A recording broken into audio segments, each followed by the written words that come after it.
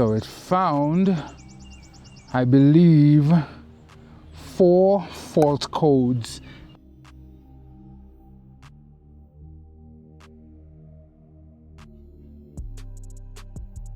Hey guys, welcome back to the channel. Behind me is this 2015 Jaguar F-Type S. I bought this from Carvana about a few weeks ago, maybe 4 weeks ago, and it's already been in the shop. Almost $1,400 worth of work, covered under warranty, of course. And now a new problem has popped up.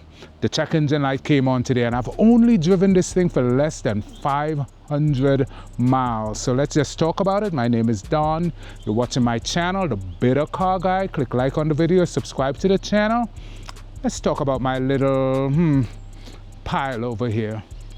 So this is my 2015 Jaguar F-Type S. This one is a supercharged 3-liter V6 engine, and it has a ridiculous exhaust. And what a lot of people don't really know about this car is this is the car that kind of started the whole burble tune type era. This one is in Italian racing red with silver and black accents. A lot of the trim around the window and other parts of the car are in silver, and then the wheels are black. I'm not sure why the owner didn't just go with silver wheels, but you know, this is how it came spec'd. It is supercharged, so if you look on the hood or the bonnet of the car, you can see this mesh, and then if you look on the inside, it says supercharged. And I'll pop the hood open pretty soon. It has a neat little party trick to it. It's a clamshell hood.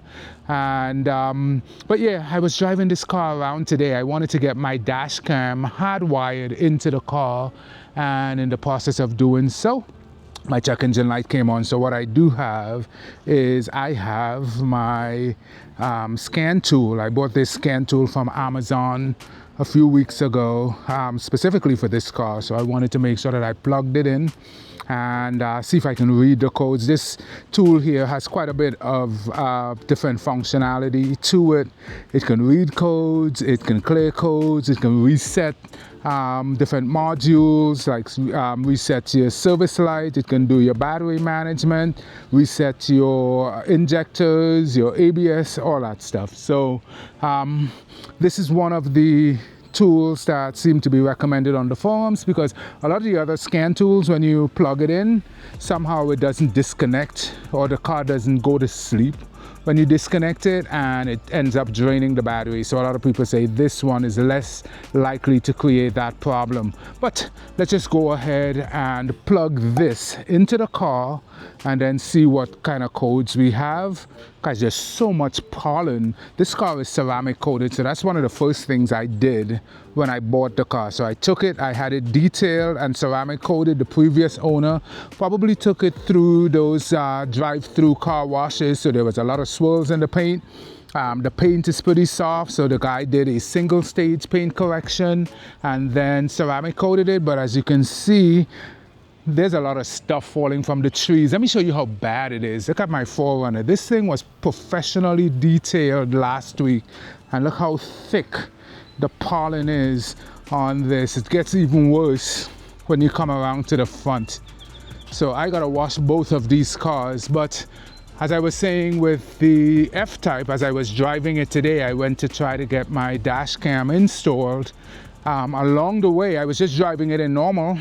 I didn't have the dynamic mode on. I was playing around with the paddles from time to time, because it is cool to kind of use the paddles on this car. But yeah, like 15 minutes into my drive, the check engine light came on. Now, one of the cool things with this car is the handles are pretty flush to the door. So you have to kind of press this button to open it. When I push it in, it closes, and it also closes the mirror as well. But if I press this little button here, the thing pops up, the mirror opens, and then one of the things I had to learn is you got to give the door handle just a gentle tug. The mirror drops a little, and then you open the door. This car is different from the car that I had before. I had a 2016 BMW 535i, which I described as probably one of the most reliable BMWs ever made, because nothing ever went wrong with that car. But it's a sedan. It wasn't, you know, a sports car, and I needed something with a different kind of, you know, a different kind of experience. So this here obviously is a sports car. It came with quite a bit of upgrades. It has the competition seats. It has the colored start-stop knob. It has dynamic mode. It has these orange colored paddles. The vents that open up. You know, quite a few gimmicks in this car. The biggest gimmick is the exhaust, of course. But let's pop the hood so I can show you what the hood looks like. It is a clamshell design. So what it does is, instead of opening this way, it opens like it does on a Chevy Corvette. So opening it up, this is what the clamshell design kind of looks like. Coming around, you can see the engine cover. Says supercharged, and you can see all of the pollen just getting everywhere. It is ridiculous what these trees are doing. And so yeah, this is what the car looks like with the hood open. The tailgate, it is a powered tailgate, so there's a little popper right somewhere here. And you press it, it opens. Pretty big boot. The car came with 2 sets of floor mats, so I have the rubber floor mats as well as these cloth, but I do have a different set. I have those diamond stitch floor mats that I kind of like. People don't like them. I just kind of like them. I have had them in every car that I've owned. So pretty big boot, and again, it's powered. You press the button, it goes down. Quite a few upgrades on this car. So it comes with the selectable exhaust, so you can turn on and off and play around with the exhaust by pressing that button. It does come with a moonroof and some other stuff in here, but the seats are the upgraded seats. They are the competition seats. So let's plug the tool in and then see what's wrong with the car. Again, this car only has 21,725 miles on it. All right, guys, so within a few days of taking delivery of the car from Carvana, I took it to Jaguar because as I was driving it, I kept hearing some rattling behind my head, and I wanted to have it investigated. The car drove pretty tight and everything, but there was just some vibrations back there or rattles or whatever. And in investigating, they said that they found some bolts missing from a cross member behind the seats. So they quoted $1,043.68 to have the rear cross brace behind the seats and its bolts fitted in. Luckily, when you buy from Carvana, you get a 100-day warranty complimentary with the purchase of the car with a $100 deductible. So of course I had to pay the $100 to have that done. And then also the key fob. I got 2 keys with the car. One of the fob worked fine, the other one did not work. So the dealership charged $417 and I think $200 in labor to have a new key made, and again that was covered by the warranty. So out of pocket I was out $100 and those issues were resolved. I thought I was in the clear. So this is the bill here from Jaguar Land Rover Gwinnett, which is my local dealership, and I thought all was good. I don't drive the car. I bought the car with 21,000, maybe 200 miles on it. And then I drove it about 500 to 600 miles, and then the check engine light came on. So we're gonna have to investigate what is causing that. I do have the scan tool, so let's go plug that in and see what it tells us. All right, so I have Jaguar highlighted. I'm gonna hit enter, and then we're gonna, let's do the VIN identify, so I can either select the vehicle or identify it. Press F1. I'm gonna read the VIN Oh, I'm sorry. Go down and read it. And press F1 for OK. It identified the car as the F-Type. Press F1 for OK. Okay, so now I am going to do auto scan. I'm not sure how well this is coming across. So it is scanning. And in the process of scanning, it's doing pass and fails. So it found, I believe, 4 fault codes. So let's go up and see what those codes are. So I'm scrolling through the list. It found one in the image processing module, 4 in the connect and view module, 4 in the ECM module. Let me see what those are. So I'm going to hit enter and press F1. I want to read the fault codes.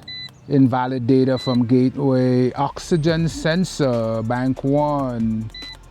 Oxygen sensor, bank 1, sensor 3. Heated oxygen sensor resistance. That could probably be the reason, because what a lot of people, when Jaguar came out with this car, one of the party tricks, as I said, was the exhaust. It makes a vacuous noise when you're on this car and you let off, you get the pops, the bangs, or whatever. How they do that is by dumping fuel, allegedly, into the catalytic converter. What I'm going to do is I am going to, my better judgment says not to clear it, but what I'll do is I'm going to go back and I'll do a quick erase. And what it did was it erased all of the fault codes. I'm just going to go through. So there are 34 different modules. So all of them are clear. And next we're going to turn the car on and see if the check engine light disappeared from the dashboard. You can also hear the exhaust when I turn it on. It's awesome.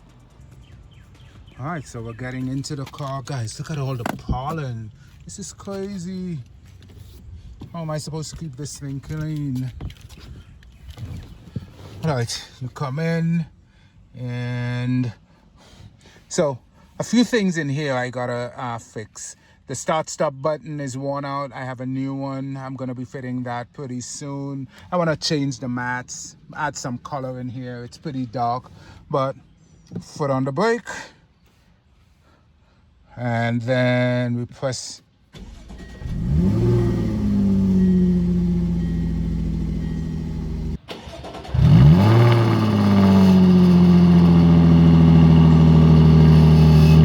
Turn on the air. I see the little vent raise up. There you go. So quite a few gimmicks in this car. The exhaust being one, this vent being one, the cracks, the pops, everything. Quite a few gimmicks in here, but a solid car nonetheless. All right, so the check engine light is gone from the dash, and now I think I just need to wash this car. Press this little button here so the light turns on, and then let me give just a few little revs.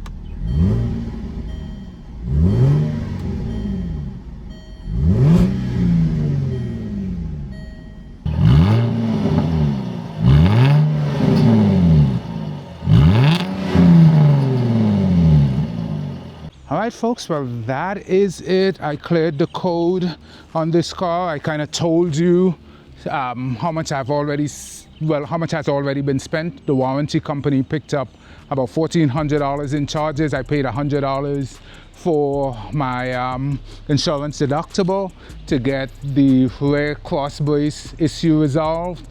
Seems like there might be an issue on bank 1 with an O2 sensor. I still have about 60 days or more of warranty on the Carvana. I also have an aftermarket warranty from my credit union company on this car. So I'm not just, you know, totally gonna be liable for this. If something does go wrong, I have 2 warranties in effect, one for the next 60 days and then another one for the next 5 years that can fix all of the issues with this car. So give the video a like, subscribe to the channel. I'll see you on the next one. Peace.